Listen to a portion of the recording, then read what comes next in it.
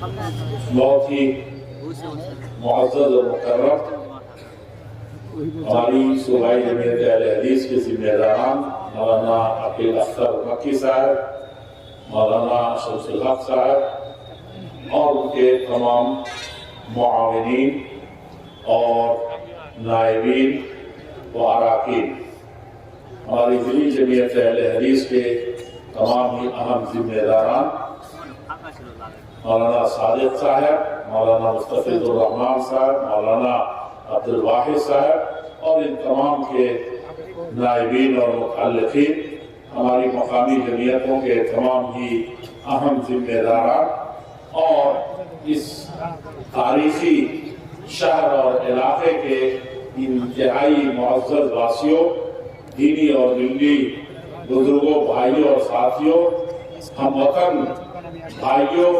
اور ملت کی ماں اور بہنوں اور قوم کے عزیزوں اور نونہالوں، آج کیا یہ عظیم الشان اجلاس ہمیں ماضی کی تاریخ کو یاد دلا رہا ہے اور پاکڑ کی کانفرنس جس کے بارے میں نے کل عرض کیا تھا کہ ہندوستان کی تاریخ میں جو 34-35 آل انڈیا اہل حدیث صحیح معنی میں کانفرنسیں ہوئی ہیں، اس میں وہ کانفرنس حقیقت میں بڑی تاریخی حیثیت کی کانفرنس تھی۔ دلی کے رام لیلا میدان میں یا ملک کے کسی اور گوشے میں جتنی آل انڈیا اہل حدیث کانفرنس ہوئی ہے وہ اپنی کئی حیثیتوں سے تاریخی، اتہاسک، ہسٹوریکل اور بہت یادگار تاریخیں رہی اور ان تاریخوں کے ساتھ ان کانفرنسوں کی ایک حقیقت مسلمہ بنی جو صحیح معنی میں یاد کی جاتی ہے، لیکن پاکڑ کانفرنس کی تاریخ اب صحیح معنی میں صحیح طریقے سے اور حقیقی لفظوں میں وہ تاریخی اور یادگار کانفرنس اور اس کے صحیح سزاوار اور اس کے حقیقی اہل آپ ہی حضرات تھے۔ میرا خیال ہے کہ یہ 4-5 کلومیٹر کی سرزمین مکمل آپ نے خالی کر دی تھی اور اس کو کئی ناحیے سے بھر بھی دیا تھا۔ آپ نے جو انتظامات کیے تھے، جس طرح کے حالات میں کانفرنس ہوئی تھی اور جس طریقے سے 3 دن تک بلا تفریق مذہب و ملت پاکڑ کانفرنس کے غیر مسلموں نے جو غیر معمولی اظہار کیا تھا محبت کا، جس طریقے سے انہوں نے کوآپریٹ کیا تھا اس کو، یہاں کی انتظامیہ نے، یہاں کی حکومت نے اور یہاں کے لوگوں نے، وہ بھی ایک تاریخی نوعیت کا تھا، وہ اس کی ایک تاریخی حیثیت تھی۔ لیکن آپ کو یہ نہیں بھولنا چاہیے کہ ہندوستان کی تاریخ میں سب سے زیادہ عظیم الشان اتہاس آپ کی ہے، اس علاقے کی ہے، جسے آپ ایک عام قومی حیثیت سے کہیں تو اس کو آپ کہہ سکتے ہیں کہ سیمانچل کی یا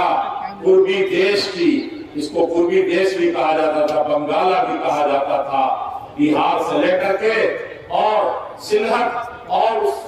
آسام کے بہت سے خطے لیے ہوئے پورا بنگالہ، یہ بنگالہ کہا جاتا تھا۔ اس کی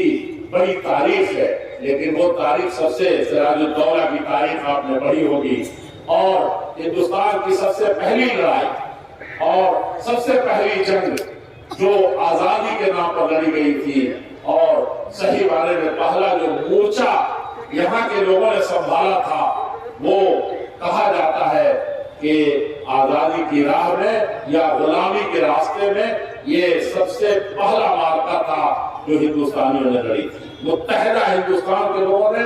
متحد ہو کر کے جو لڑائی لڑنی چاہیے تھی اس طریقے سے تو نہیں ہوئی، لیکن جس طریقے سے تنے تنہا میدان میں کئی مورچوں کو جس طریقے سے سنبھالے ہوئے دیش کی آزادی کے لیے اس خطے کے لوگوں نے قربانی دی تھی، اس کی کوئی مثال نہیں ملتی۔ اور اس کی وجہ آپ تھوڑا سا پیچھے جا کر کے دیکھیں، اللہ رب العزت والجلال نے فرمایا من المؤمنین رجال صدقوا ما عاهدوا اللہ علیہ، کہ میرے بندوں میں سے کچھ ایسے مرد میدان ہیں، کچھ ایسے بہادر ہیں، کچھ ایسے زبان کے پکے ہیں، اور کچھ ایسے سچے اور وفادار ہیں جو سدا کو سچ کر دکھایا انہوں نے، جو کچھ اللہ جل شانہ سے عہد و پیمان باندھا تھا۔ اور یہ عہد و پیمان کیا ہے کہ اللہ جل شانہ صرف تیرا ہو کر کے رہیں گے، تیری مرضی کے ساتھ جئیں گے، اور تیرے بندے دنیا کے جس خطے میں بھی بستے ہوں، جس رنگ و نسل سے تعلق رکھتے ہوں، اور جن بنیادوں پر وہ پروان چڑھے ہوں، کسی کالے کو کسی گورے سے کسی طرح کی کوئی تفریق نہیں ہے۔ کلکم من بنی آدم وآدم من تراب، سب آدم کی اولاد ہیں، اور اسی لیے سب بھائی بھائی ہیں، سب مٹی سے بنے ہوئے ہیں، سب کی حقیقت اور اصلیت صرف ایک ہے۔ یہ اللہ کے بندوں کے لیے انہوں نے اپنے آپ کو وقف کر دیا۔ یہ آیت نازل ہوئی تھی صحابہ کرام کے سلسلے میں، اور ان میں سے اکثر نے اس وعدے کو پورا کرنے کے لیے اپنی جان اللہ کے راستے میں قربان کر دی۔ اور انہوں نے ينتظر، لیکن ان کی نسل سے، ان کے خاندان سے اور ان کی اولاد سے ایک ایسا سلسلہ بھی ہے، کچھ ایسے لوگ ہیں جو انتظار میں بیٹھے ہیں کہ اللہ سے جو وعدہ ہے، اپنی جان دے کر کے ہمارے باپ نے، ہمارے دادا نے، ہمارے پرکھوں نے، ہمارے بڑوں اور اسلاف نے جس طریقے سے اللہ کی خوشنودی حاصل کی تھی، اور وہاں پر تلو تبدیلا، حالات بدل گئے، ظلم کی انتہا ہو گئی، نفرت کی ساری آندھیاں بہائی گئی، اور طوفان لایا گیا عداوت و دشمنی کا، بٹوارے کا، یہ سب کچھ ہوا، لیکن ان سارے چھکڑوں کا مقابلہ کیا انہوں نے جو اللہ رب العزت والجلال فرماتے ہیں، وہ صحابہ کرام کی جماعت تھی۔ اور یہ سلفی حضرات، یہ اہل حدیث اسی منہج پر قائم ہے۔ اللہ کے نبی صلی اللہ علیہ وسلم نے فرمایا تھا کہ تم جو ہے یہ کامیاب رہو گے ہمیشہ، اور تم کو چھوڑ کر کے جا رہا ہوں شاہراہ سنت پر۔ ترکت فیکم امرین لن تضلوا ما ان تمسکتم بہما کتاب اللہ و سنتی، آگے میں تم کو چھوڑ کر کے جا رہا ہوں روشن شاہراہ پر، لیلھا کنہارھا لا یزیغ عنھا الا ہالک، آگے اس کی رات بھی دن کی طرح بالکل روشن ہے۔ جو قرآن کو اور حدیث کو لے کر کے چلتے ہیں، زمانے میں کبھی بھٹک نہیں سکتے، زمانے کے طوفانوں سے کبھی ڈر نہیں سکتے، جہالت کی آندھیوں کا رخ موڑ دینے کے لیے یہ پیدا ہوئے ہیں۔ یہ ہماری تاریخ ہے، صحابہ کرام نے یہی کر کے دکھایا تھا۔ اور اللہ کے رسول صلی اللہ علیہ وسلم نے فرمایا، صحابہ کرام نے پوچھا کہ یہ کون لوگ ہیں جو کامیاب ہیں، کون لوگ ہیں جو نجات پر ہیں، کون لوگ ہیں جو گمراہ نہیں ہوں گے، کون ہے جو فرقہ ناجیہ ہے؟ تو آپ نے فرمایا تھا کہ یہی راستہ ہے جس سے ما انا علیہ اليوم، آج جس بنیاد پر، جس دستور پر، جس حقیقت پر میں چھوڑ کر کے جا رہا ہوں امت کو، جس پر میں قائم ہوں، آج کے لوگ قائم ہیں، اور میرے ساتھی، میرے صحابہ جس پر ہیں، وہی حقیقت جو سنت کی راہ ہے، وہی حقیقت میں اصل راستہ ہے، اور انہی بنیادوں پر وہ پروان چڑھے تھے۔ صحیح طریقے سے انہوں نے قربانی دی تھی، اور دنیا کے انقلابات آئے، دنیا میں بڑی بڑی شورشیں پیدا ہوئی، وہ کہیں بھی آپ نہیں دیکھیں گے جس کتاب و سنت سے وہ ہٹ گیا ہے۔ ہر جگہ قربانی دی، اور قربانی دے کر کے ساری انسانیت کو جئنا لنخرج العباد من عبادت العباد من عبادت العباد الى عبادت اللہ، کہا کہ ہم سارے انسانوں کو انسانوں کی غلامی سے نکال کر کے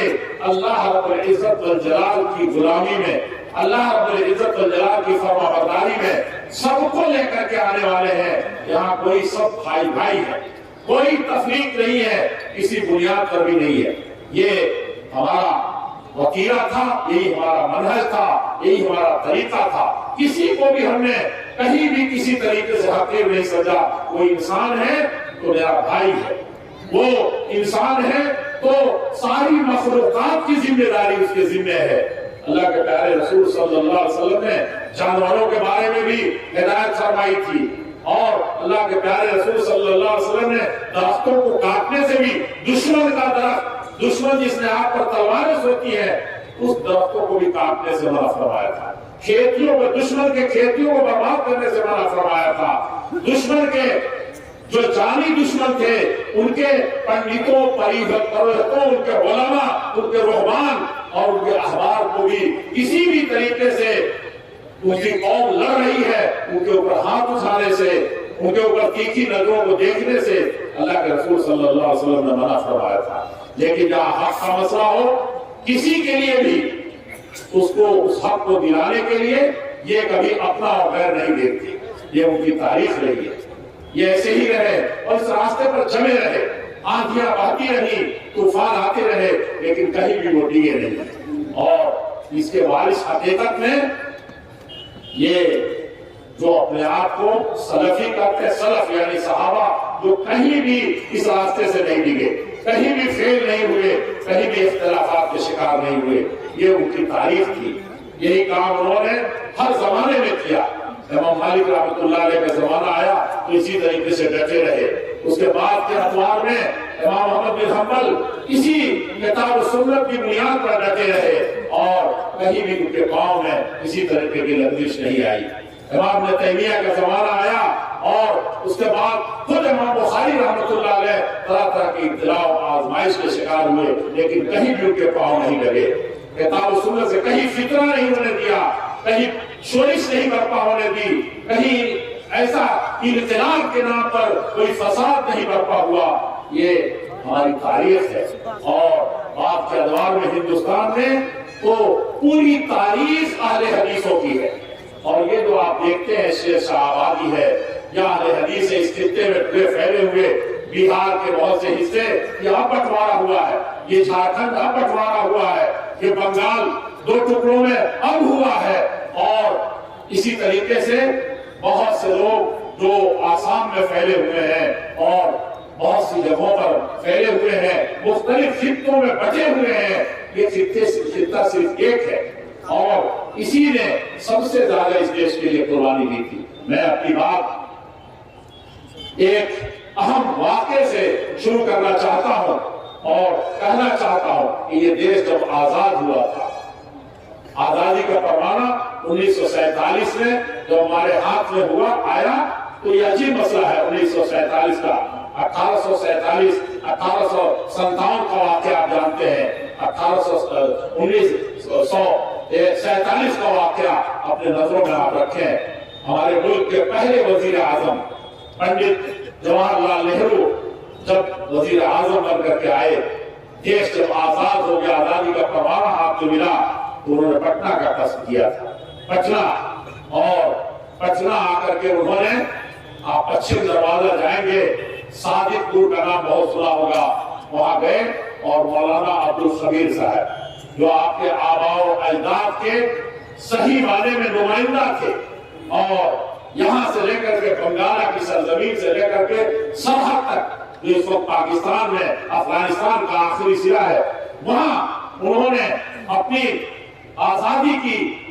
जंग लड़ने के लिए वहां एक मरकज बनाया था। और आपका ये धुलियान जो है, ये बड़ा मरकज था और सबसे ज्यादा माल और इंसान यहीं से फराहम किए जाते थे। आप नेपाल में तराई पकड़े हुए चले जाएं, आप दूर तक काठमांडू से आप ठंडे नगर यूपी से होता हुआ और उत्तराखंड से आगे बढ़ेंगे तो ये पट्टी है जहां आपको सलफी मिल जाएंगे, अहले हदीस मिल जाएंगे। ये सब आपके रास्ते बनाए हुए थे। ये शेर शाह सूरी ने जो रास्ता बनाया और जो आपको इस मुल्क को एक गिफ्ट दिया था, और लेकिन वो रास्ता जो बहुत संगलाफ था, पहाड़ियों से गुजरता था, नाले और नदियों से होकर के किस किस तरीके से इसका पार करना, उसकी खौफनाक लहरें जब चलती थी, पहाड़ी झरनों की, आज गांव के गांव बस जा रहे हैं, उन रेलों को पार करते हुए आपके आबा व अजदाद ने सफर किया। आप जानते हैं पंडित जवाहरलाल नेहरू इंसानी तारीख को जानते थे। बड़ा अफसोस का मकाम है कि आप नहीं जानते, अपने खानदान की तारीख नहीं जानते, अपने आबा व अजदाद की तारीख नहीं जानते, लेकिन दुनिया जानती है। डॉक्टर ताराचंद ने मोटी किताब लिखी आपके सिलसिले में, W हेंटर ने मोटी किताब लिखी, और बहुत जमाना पहले, 100 साल पहले इन लोगों ने ये किताबें लिखी है। आज कोई जानने वाला, कोई पढ़ने वाला नहीं है, पत्ता पत्ता बूटा बूटा हाल हमारा जाने है, जाने न जाने गुल ही न जाने, बात तो सारा जाने है, सारी दुनिया जानती है। नज़रतुल उलमा लखनऊ कुछ दिनों पहले मैं गया था, 10-12 साल पहले, तो बैठने से पहले ही वहां एक मौलाना कहने लगे, मौलाना वाज़ेह रशीद नदवी, कि ये 3 जिल्दों में जो शर्मा जी की किताब आई है मौलाना, ये सब आपकी तारीफ है। और मैंने कहा कि आपने बुला दिया, आपकी तारीफ कह रहे हैं, अगर ये तारीफ हमारी है तो आपकी भी ये तारीफ है। सर सैयद अहमद शहीद को हमने कभी तफरीक नहीं बरती, हमने कभी भेदभाव नहीं लिया। हम मुसलमानों में क्या भेदभाव करते, हमने तो डॉक्टर ताराचंद को, हमने तो डॉक्टर राजा रणजीत सिंह को भी खत लिखा, लेकिन ये बड़ी गलतफहमी फैलाई गई है कि मुसलमानों की जंग अंदरूनी थी। यहाँ अहले हदीस व तहरीक शहीदैन की जो लड़ाई लड़ी थी, लोगों ने उलझाने की कोशिश की है और उसमें से बाज मुसलमानों की तहरीरों से गलतफहमियां पैदा हुई है। मैं आपसे याद करूं तो उन्होंने कहा कि ये वहाबी तहरीक का खुलासा है ये, और इतना जाने तौर पर कभी किसी ने नहीं लिखा। ये हमारे जवानों को, हमारे स्कॉलर्स को, हमारे उलमा को मालूम नहीं है कि ये तारीख क्या है। लेकिन पंडित जी की मैं बात बताता हूँ, शायद आपको कुछ समझ में आए। उन्होंने, पंडित जी ने ये बात मौलाना अब्दुल खबीर साहब रहमतुल्लाह अलैह, आप में से बहुत बुजुर्गों ने देखा होगा, अभी चंद साल पहले इंतकाल हुआ है मौलाना अब्दुल समीद जाफरी रहमतुल्लाह अलैह का, जो इमारत अहले हदीस पटना के वो मर्दे मुजाहिद, उनके अब्बा जान मौलाना अब्दुल खबीर साहब, ये आखिरी वक्त तक देश को आजादी का परवाना मिलने वाला था, कैबिनेट प्लान शुरू हो चुका था, और ये था कि अब अंग्रेज टेबल पर आकर के बात करके हिंदुस्तान को हिंदुस्तानियों के हवाले करने वाला है। उस वक्त तो सरहद से वापस हुए थे। पंडित जी आजादी का परवाना लेने के बाद, वज़ीर आज़म बनने के बाद हाजिर हुए, और उन्होंने, कहा जाता है कि आप जरा गौर से सुनिए, उनके पास जो पर्स था, उनके पास जो झोली थी, झोला था, उसमें उन्होंने पैसे भर रखे थे, पैसे भर रखे थे। और उन्होंने मौलाना अब्दुल खबीर रहमतुल्लाह अलैह को इमारत अहले हदीस को पेश किया कि आबा व अजदाद की बड़ी कुर्बानियां हैं। कहते हैं कि उस जमाने में वो 1 लाख का मसला था, 1 लाख में आधा दक्षिण दरवाजा पटना सिटी का आधा खरीदा जा सकता था। वो जानते थे मौलाना अब्दुल खबीर साहब के उनके आबा व अजदाद की जो प्रॉपर्टी थी, आज पटना म्यूनिसिपैलिटी की जितनी जमीन है, उसके इर्द गिर्द जितने महल हैं, उसके इर्द गिर्द जितनी बड़ी बड़ी बिल्डिंगें हैं, सरकारी और गैर सरकारी, ये सब इनके खानदान की जागीर थी। ये इनकी निजी जमीन थी, उनके महल्लात हुआ करते थे। वहां क्या कुर्बानियां दी है, खून की कुर्बानियां, माल की कुर्बानियां, औलाद की कुर्बानियां, जरो जमीन की कुर्बानियां। और मैं बताऊं आपको कि पाकुड़ में आपको नहीं मिलेंगे अहले हदीस, आपको साहिबगंज शहर में अहले हदीस नहीं मिलेंगे, लेकिन देहात भरे हुए हैं। आप उसकी तारीफ पढ़ेंगे तो उसकी वजह समझ में आएगी। पूरे हिंदुस्तान में देख जाइए, जहां लाखों लाख की तादाद में है, शहर में आपको नहीं मिलेंगे। आप जाकर के देखिए मालदा में, और लाखों लाख अहले हदीस है। कटिहार शहर को देखिए, मैंने एक एक शहर का जायजा लिया है तारीख पढ़ने के साथ। तारीख पढ़ करके यहाँ आने से पहले मुझे नौजवानी में मालूम हो चुका था कि इसकी क्या वजह है, क्यों ऐसा होता था। पंडित जी को ये मालूम था कि ये कुर्बानियां दी है। उन्होंने जब कोटली पेश की तो उन्होंने कहा कि मेरे आबा अजदाद ने इसके लिए कुर्बानी नहीं दी। और अभी लालू प्रसाद यादव जी, रेवड़ी देवी जी जब मुख्यमंत्री थी, तो मौलाना जाफरी ने कॉन्फ्रेंस की थी, आज से 15 साल 20 साल पहले, बल्कि 21-22 साल हो गए, 22 साल पहले उन्होंने एक कॉन्फ्रेंस की, और उसमें लालू प्रसाद और उस वक्त की वजीर आला उनकी बीवी, ये जो शरीक हुए, मौलाना अब्दुल हमीद रहमानी रहमतुल्लाह अलैह ने उसको तारीफ बयान की जाफरी साहब ने अपने खुतबे में, और कहा कि ये जगह जहां बैठे, यहां से लेकर के और मीर शिकायत टोली थोड़ा सा गाय घाट का हिस्सा छोड़ करके फिर जो शुरू होता है, ये सारे हमारे आबा अजदाद की हवेलियां थी। हम लोग यहाँ राजा नहीं थे, लेकिन महाराजों की तरह जिंदगी हमारी थी, और हर मामले में हम आगे थे। लेकिन अंग्रेज ने उसको लिया। मौलाना को जैसे मौका मिला तकरीर करने का, تو انہوں نے بڑے اپنے خاص انداز میں کہا کہ یہ غلامی کی نشانی ہے، جس پر یہ منسٹریٹی ہے، اور یہ مکانات ہیں، یہ جعفری صاحب کے خاندان اور ان کی زمینوں کے محلوں پر اور ان کے کوٹھیوں پر بلڈوزر انگریز نے چلا دیے تھے اور اس کو غلامی کا نشان بنا کر کے چھوڑا تھا۔ میں آج اپنی بڑی بھابھی جان سے یہ عرض کروں گا کہ ایک جھاڑو لے اور ایسے پھیر دے اور جعفری صاحب کے حوالے کرے۔ لالو جی ہمارے بڑے ہوشیار تھے، انہوں نے فوراً مائک تھاما اور کہا کہ میں بھی اس کی تائید کرتا ہوں، یہ رات بھر سوچ لے، میں بھی اس کی تائید کرتا ہوں، یہ رات بھر سوچ لے۔ اب آپ سوچتے رہیں کہ کیا تھا مسئلہ، یہ تاریخ ہے۔ وہاں مولانا نے کہا تھا، مولانا عبدالخبیر صاحب رحمۃ اللہ علیہ نے، کہ میرے آباء و اجداد نے یہ پیسوں کے لیے قربانی نہیں دی تھی، اس نام کے لیے قربانی نہیں دی تھی۔ تو انہوں نے پنڈت جی نے کہا تھا، اس کو علی میاں ندوی نے اپنے کتاب ربانیہ رہبانیہ میں لکھا ہے، اہل حدیث کا نام نہیں لیا ہے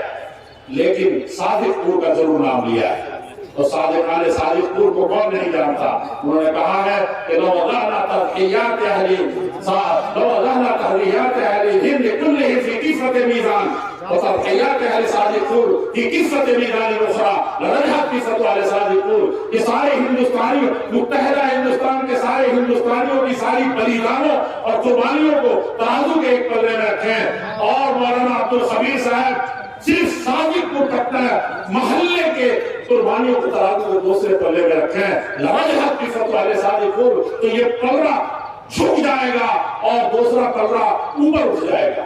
اور کسی نے کہا تھا کہ بھارت کی سرزمین کا، خاص طور پر اس خطے کا، اگر مٹی لے کر کے مٹھی میں لے کر کے یہ مٹی نچوڑی جائے اور اگر اس سے کوئی چیز سیال چیز گر سکتی ہے تو اس میں اہل حدیثوں کی قربانیوں کے خون کا قطرہ ضرور ٹپکے گا، اور انہی کا خون قربانی یہی چیز ہوگی۔ میں نے انڈمان کے وہ جیل دیکھا ہے، 7 میں سے ایک بچا ہوا ہے، میں نے اس کو دیکھا تھا، رونگٹے کھڑے ہو گئے، اور آج بھی اس کے دروازے پر جیسی داخل ہوئیے کیسے پھانسی دی جاتی تھی، پھانسی کا پھندا کیسا تھا، اور کس طریقے سے ایک زندہ انسان کو پیس دیا جاتا تھا، پھیر دیا جاتا تھا، وہ سب آلات بھی ہم نے دیکھے ہیں۔ ان کال کوٹھیوں میں بھی ہم نے گھس کر کے دیکھا تھا، اور اس وقت اپنے آپ کے اوپر قابو پانا عین جوانی کے موقع سے بس کی بات نہیں تھی، لیکن اس کے پہلے مہمان ان جیل، دنیا کے سب سے بدترین گوانتانامو جیل کو بھول جائیں گے۔ ابو غریب کے جیل اس کے سامنے کچھ نہیں ہو سکتے۔